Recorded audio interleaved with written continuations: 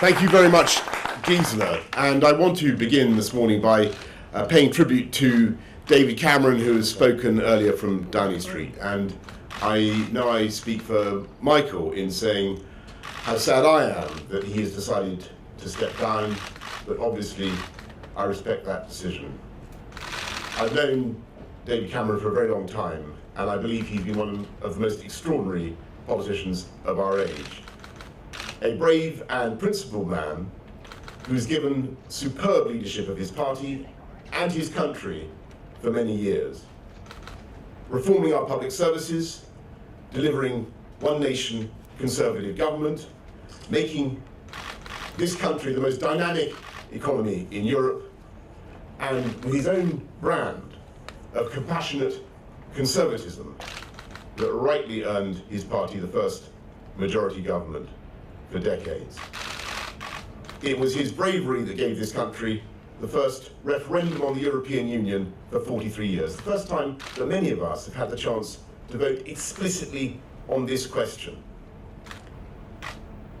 Today, I think all of us politicians should thank the British people, because in a way they have been doing our job for us. They hire us to deal with the hard questions, and this year we gave them one of the biggest and toughest questions of all. Some people are now saying that was wrong, and that the people should never have been asked in this way. I disagree. I believe it was entirely right and inevitable, and indeed that there is no way of dealing with a decision on this scale except by putting it to the people. Because in the end, this question is about the people. It's about the right of the people of this country to settle their own destiny. It's about the very principles of our democracy. The rights of all of us to elect and remove the people who make the key decisions in their lives. And I think that the electorate have searched in their hearts and answered as honestly as they can, and as Gisela says, in a poll on a scale the like of which we have never seen before in this country. They have decided that it is time to vote to take back control from a European Union that has become too remote, too opaque, and not accountable enough to the people it is meant to serve. In voting to leave the EU, it is vital to stress that there is now no need for haste, and indeed, as the Prime Minister has just said, nothing will change over the short term, except that work will have to begin on how to give effect to the will of the people and to extricate this country from the supranational system. And as the Prime Minister has rightly said, there is no need to invoke Article 50.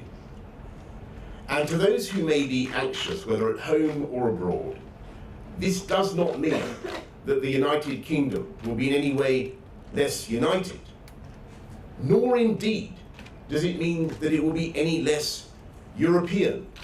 And I want to speak to the millions of people, directly to the millions of people who did not vote for this outcome, especially young people, who may feel that this decision in some way involves putting up a drawbridge or any kind of isolationism, because I think the very opposite is true.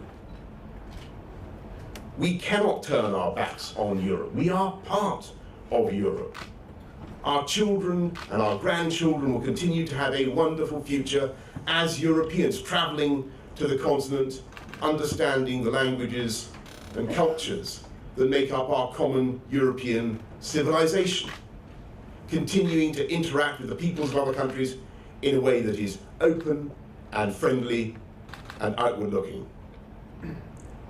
And I want to reassure everybody that, in my view, as a result of this, Britain will continue to be a great European power, leading discussions on foreign policy and defence and intelligence sharing and all the work that currently goes on to make our world safer.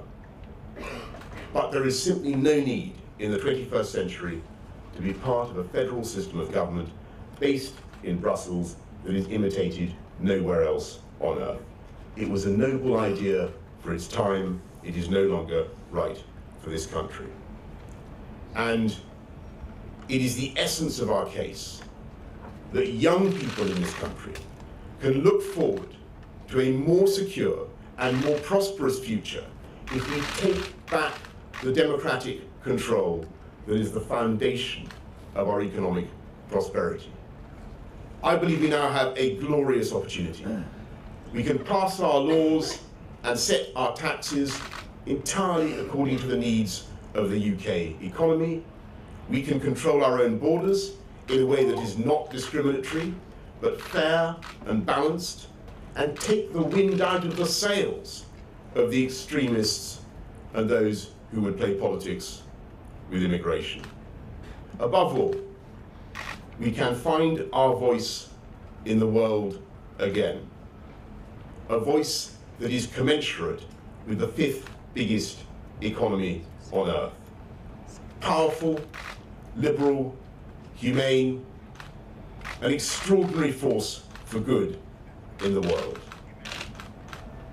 And the most precious thing this country has given our continent is the idea of parliamentary democracy. This Thursday,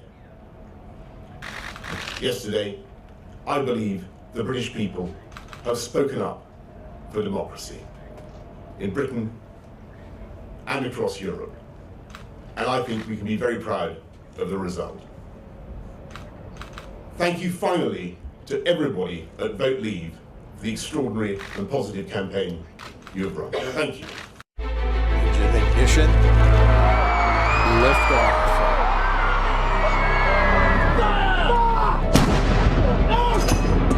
If you don't represent women in politics,